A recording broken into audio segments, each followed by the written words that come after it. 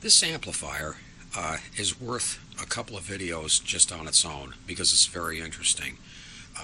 Number one, it is from, I thought this was from a Dean. This is Seberg's Rock, so he's going to have to correct me. I thought it was a Dean brand, but it may be a tele-tone because the tube is tele-tone. In any event, the description will be the same for either one.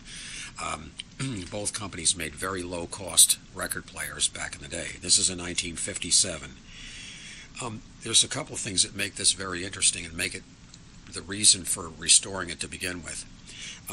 Let's first go into the construction quality. I've never seen one worse than this one.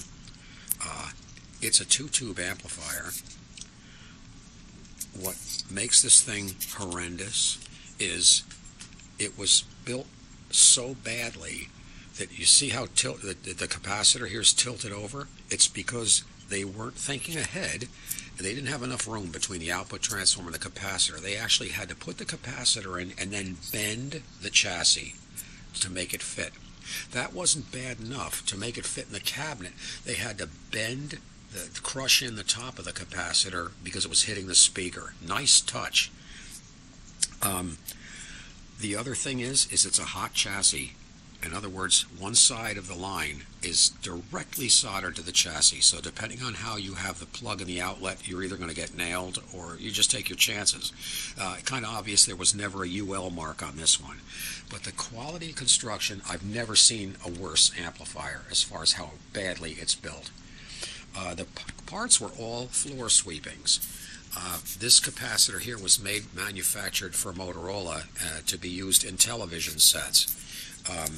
The other parts, the capacitors and so forth, this Dumont capacitor, generally they weren't found in other people's equipment, but they were found on the surplus market.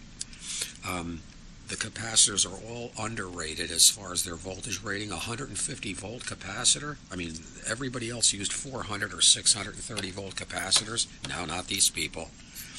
And okay, now to the interesting part of this and the reason why it's going to be restored. I've made a schematic of it. This one here is the only, I would call it a Kiddie Phono, that uses a magnetic cartridge. They designed it to use the GE VR cartridge. I made a schematic of it.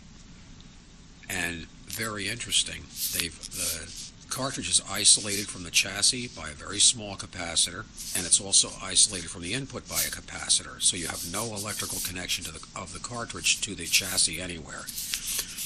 And it's coupled to a 12AX7, and this is where they're able to use a magnetic cartridge.